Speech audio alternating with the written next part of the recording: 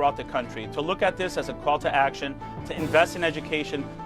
All right, we have the latest student test scores. They're out on what is considered the nation's report card. It shows 4th and 8th graders fell behind in reading and had the largest ever decline in math. So today we are speaking with parents, administrators, and education leaders from across the tri-state. Joining us live right now, Ashley Benkin. She is the Chief Operations Officer for New Jersey's Tutoring Corps, co-founder of Connect Ed Workforce, and a former 8th grade educator. Also live, Marissa Warren. She is a school counselor at Yorktown High School, and Marissa has more than 20 years experience working with high school students. She has a master's degree in student counseling and personnel services. Now, do remember, we want to hear from you. For the next half hour, we'll be answering your questions. You can submit them now under the live stream of the show on our Facebook pages. Now, we do want to start right now with the data that we're talking about, the results from the National Assessment of Educational Progress. That is the nation's report card, and it shows this dramatic, really sobering decline in math and reading scores. We're talking about the nation's 4th graders and our country's 8th graders right now. Let's take a look at this data to see what it shows. These are the pandemic-related disruptions and the damage it caused to our students' ability to learn. So taking a look here at how those scores fell. So what these numbers show here is the percentage of students performing below basic level. So for 4th graders, 25% in math. In 8th grade, 38%. For reading, coming in at 37% below the basic level. And in reading for 8th graders, 30% are below that level. And those are numbers, Ashley, that we're seeing climb. More kids are dropping below basic. It is truly devastating. I think, although not surprising, we've had a really tumultuous few years. I think this was a test that our education system just wasn't ready for, right? The COVID interruption plus the transitions in all different 50 states, everyone responded so differently. I think I think people need to have this frame of reference. NAEP sets a proficiency level higher than some states. So we have multiple indicators on what school leaders can do right now with this information. And so some states, they might have seen on their own assessments that they had gains, but they still dropped in NAEP. The whole reason we have NAEP is so that we can see we can understand how are people doing across the country, across all 50 states, because ultimately that funding does come at the federal level to all 50 states. And so we do need this information. I think what jumps out at me the most is that it's not surprising math is further behind. Math spirals, it builds on each other. So if you were in those grades and missed the foundation of addition, subtraction, multiplication, and division, you can't keep going. And same thing with reading. Unfortunately, reading at home is sometimes for some families and some communities much easier than math at home. And so, if you missed out on those phonics, we're still seeing those drops, and that's where we got to focus now. Yeah, and Marissa, I take a look specifically for you at those 8th graders because they're going to be going into high school, and if they're below those basic levels in math and in reading, how are they going to be successful as they prepare for their journey into college? Absolutely, and that's what we're seeing. As Ashley said, there were so many gaps in education. In fact, during COVID, some introductory algebra skills that students typically learn in 7th or 8th grade, those foundational skills don't exist, so that teachers now in algebra freshman year of high school are trying to build foundational skills, having a hard time moving or advancing in the curriculum, which does make it much harder when you get to an SAT or an ACT that has both Algebra 1, Geometry, and Algebra 2 on the test. All right, we do know parents are concerned about learning recovery, so we spoke with Tafsir Cosby from the National Parents Union. The National Parents Union is calling for increased communication for parents so they can know how their students are doing. State and federal agencies increase action and accountability, professional development for curriculum and teaching, and increased funding for tutoring and extended learning.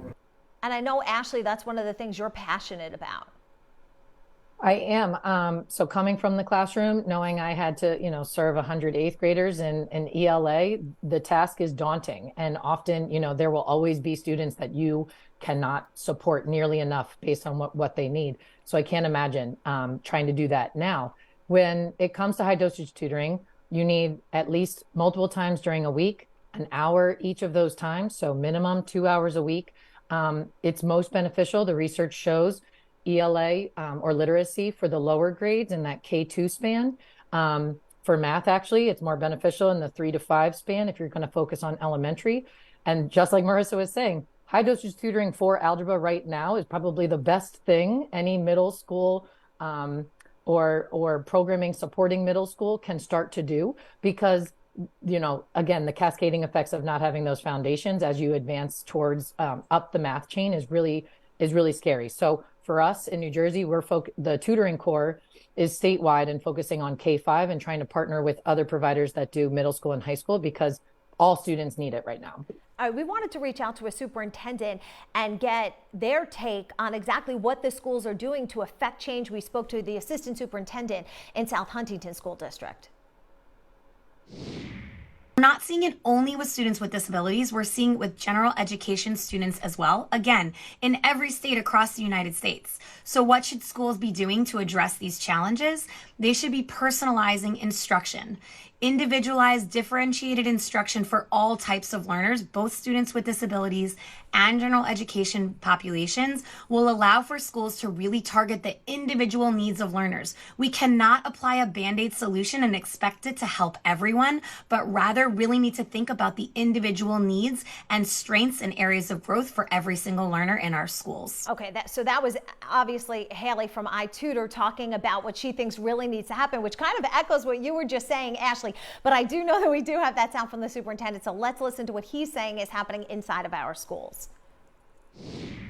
Well, I think we've done a great job with addressing it through some of our academic intervention programs, through the use of ARP money, for building and bolstering academic programs, as well as lowering class sizes. But it's going to take a long time to get out of these learning gaps. All right, so Marissa, let's talk about, the time it is going to take and really the investment in education that needs to happen, Marissa. Absolutely. So I think it comes down to funding and making sure we're funding our public schools so that we can provide all these different types of interventions. In the school in which I work, we have a lot of skills classes. So they are content area support classes. So we have a content area Algebra 1 skills class built into our school day. We have it for geometry. We have it for Algebra 2, also for all of the sciences, for social studies, for English. This is what kids need. They need reinforcement of what they're being taught in the classroom. We need to continue to have helping periods after school where children can stay in school and meet with their teachers. We need to be keeping our libraries open so that students can stay in a safe environment like their schools to get their work done with access to teachers and faculty who are here to support them. All of that takes money. So the funding is incredibly important, and we need to be providing funding in addition for mental health, because so much of what's happening with our children these days is not just academic. It really comes down to their mental health and how they're feeling.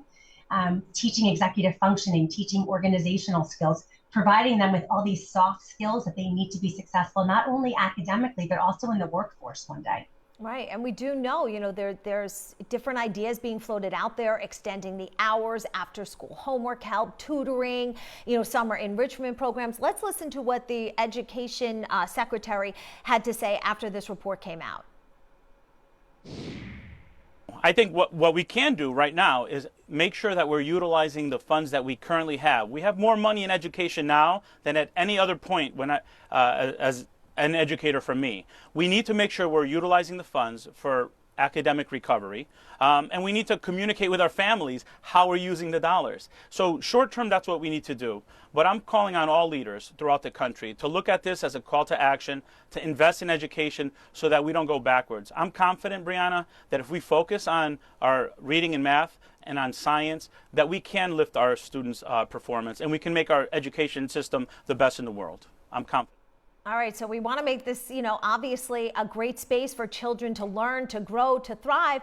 But also, you have to think, Ashley, about the students that hear these, these numbers and then the effect that has on them as they're trying to perform their best.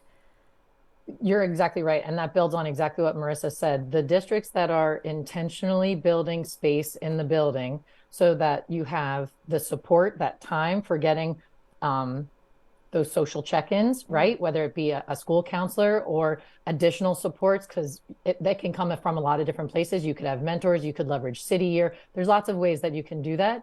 I think some of the best teachers I've ever worked with do a great job of never making any one student feel like a low score on any assessment, formative or summative, is their own fault. And so the best educators aren't letting that happen right now with those students. And honestly, I don't think students are watching and being like, oh, I'm a fourth grader. Does that mean, like, they're not internalizing it at that level? But when we do take their assessments and we sit down with them and we talk with them about it, that's the foundational of like building the skill of goal setting, right? And that's actually really important as you grow up and mature and become your own independent adult. And if you don't ever learn how to set a goal or understand a setback or, you know, make a new plan, you're going to react in the same ways as you mature. So it is important to have those conversations. You know, but it is interesting to that point. So while your fourth or even your eighth grader, you know, might not, I'm going to say, internalize that grade. If you take a look at the ACT scores that we're seeing right now, you know, these are high school students, and these grades are not fantastic. ACT scores reveal a decline in preparedness for college level work. The average composite score was a 19.8 out of 36. This is the first year since 1991 that the average score was below 20. It is the lowest average in more than 30 years. We're going to talk about the specific scores that we're seeing in the tri-state. Also, if you want to take a look at the data from the nation's report card, we have it up for you on news12.com. Coming up next, we're going to get to all of your questions and comments. We see them coming in. You're joining the conversation.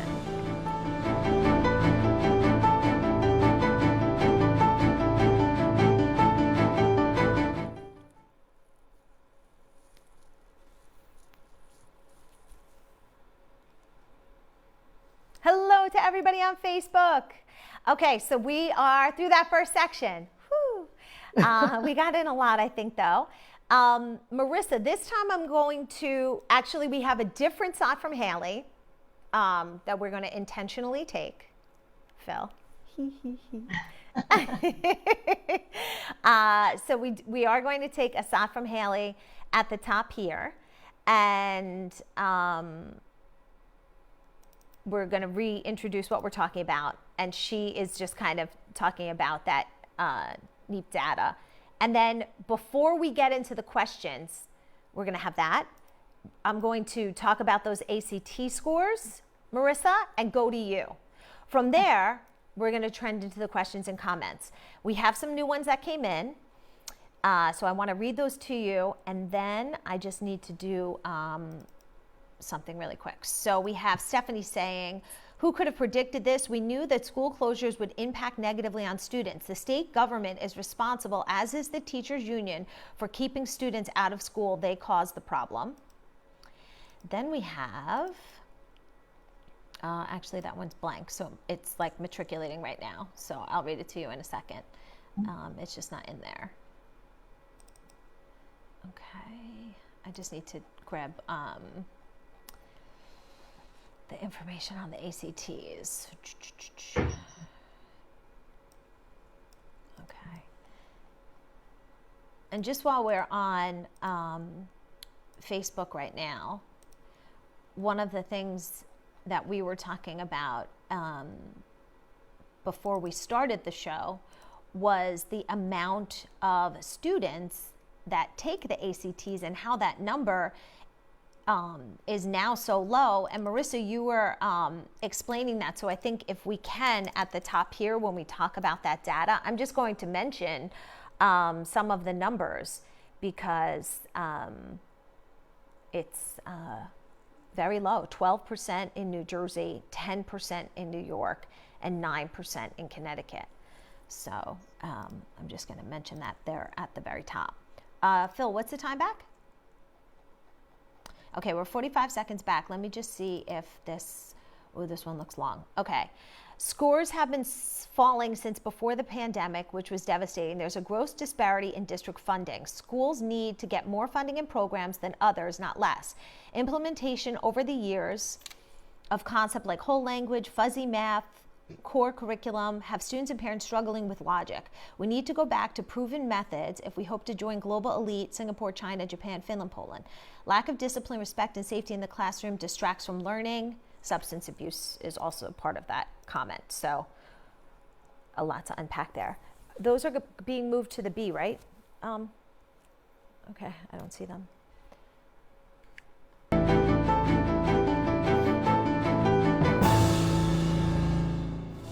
Welcome back to our live conversation on education and reaction from the latest data on how our kids are performing in school. Elizabeth, while this data is alarming, it should not be surprising to anyone that's been in or around schools for the past 3 years. We know that since the pandemic began, our students have suffered emotional trauma, academic lags, as well as our schools have faced teacher shortages, topics we've spoken about before, but now are seeing come to a head in the recent reveal of NAEP data and ACT performance data.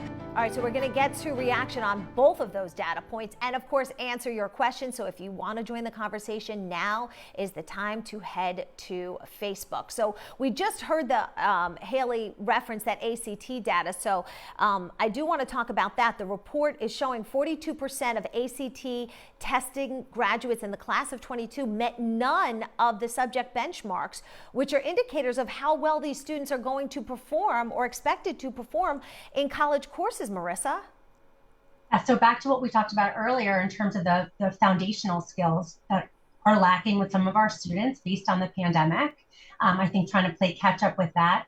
And also the knowledge that test scores are not the best predictor of college success. That's why so many schools have moved to test optional over the past few decades. More and more are jumping on the bandwagon with that, especially since COVID.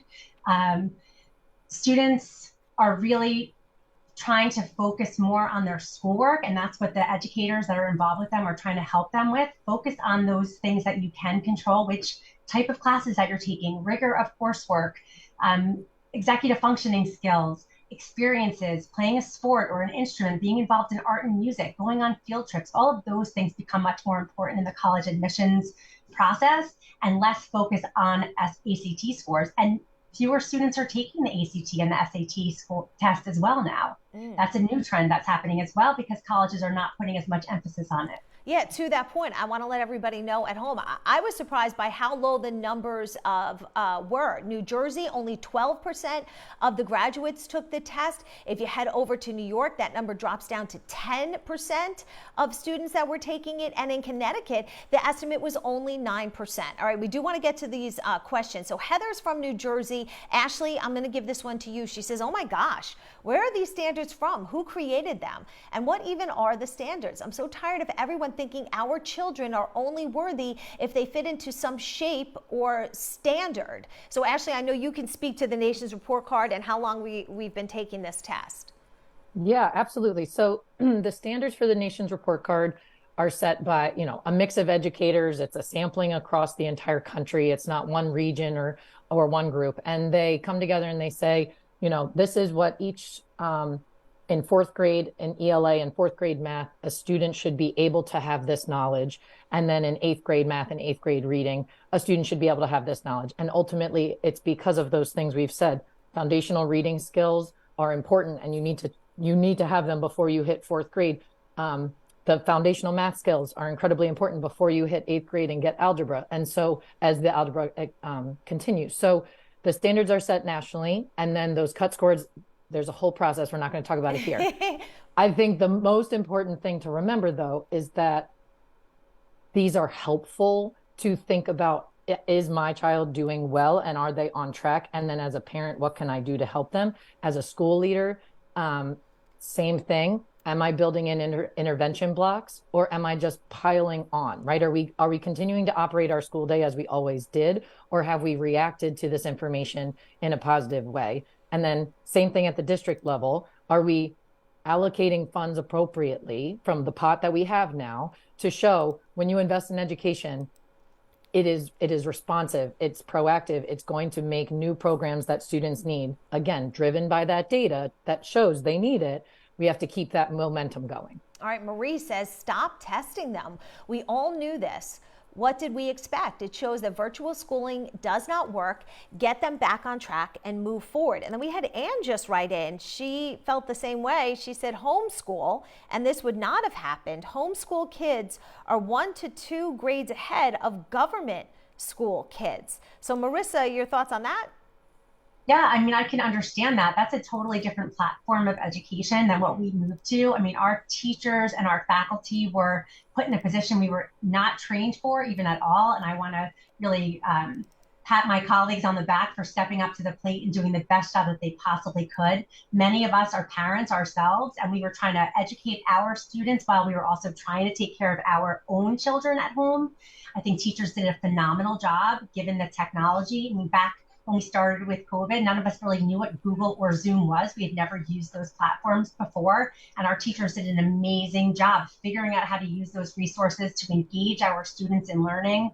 And I feel like we're doing the best we can as we're moving forward. And all of these different initiatives that the funding is helping to support is only going to better serve our children. All right, Judy says the setbacks weren't caused by COVID. They were caused by the government and educational systems response to COVID. And Madeline said the teachers don't need these test scores to show this. I guess, Ashley, Madeline thinks the teachers are seeing it firsthand. I agree. However, Madeline, some school districts don't have really high quality assessments and curriculum, so they might not be seeing it. So it really at the local level does depend on what curriculum and assessments that district has chosen to use. Some, you're exactly right. People that have been using iReady or MAP or really strong assessments, they already knew they didn't need to wait for this. But again, until we have kind of more uniform and all curriculum is high quality and aligned, that's why these assessments really matter across the country. And then to Marissa's first point earlier, federal funding is really important. And the data from these assessments, whether they be district driven, classroom driven, or federally, that's some of the evidence that is then used to apply for more funds or explain how you're going to use that money when you're a district getting access to those funds. So you're going to say, my 8th grade students, I'm going to use this money for a math intervention program. All right, coming up next, we are going to have that 2-minute takeaway on education and the results we're seeing across the tri-state. We'll be right back.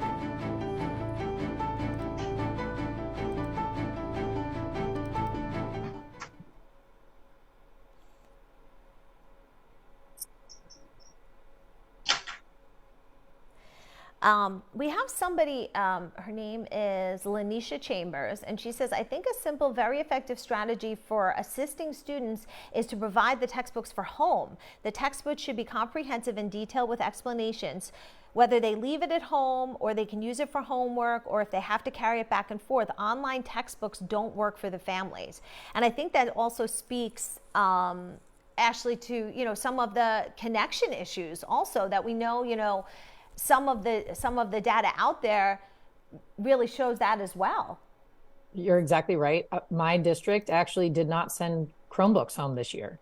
And so all the things that we just said, wow, and all the innovations that came from the shutdown, yeah. I've also feel like internet connectivity levels have not, maintained that strength that actually they had back at the height. And then the fact that Chromebooks aren't always now coming home in some districts.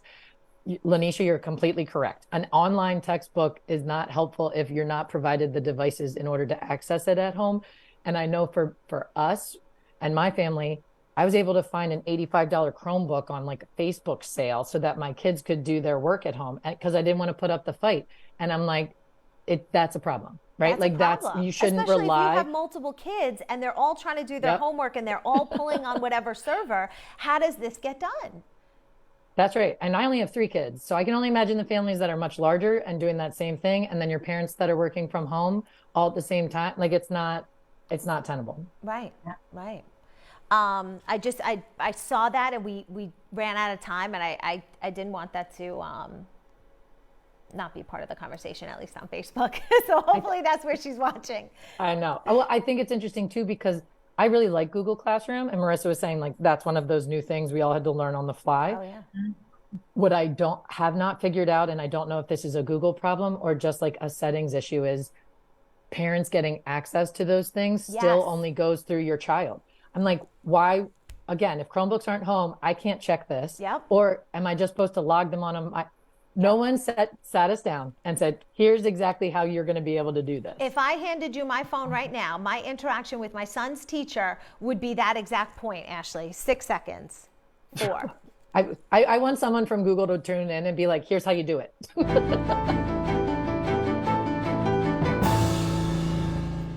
All right, it is time now for the 2-minute takeaway on education. And Ashley, excuse me, I know you wanted to talk about high dosage tutoring.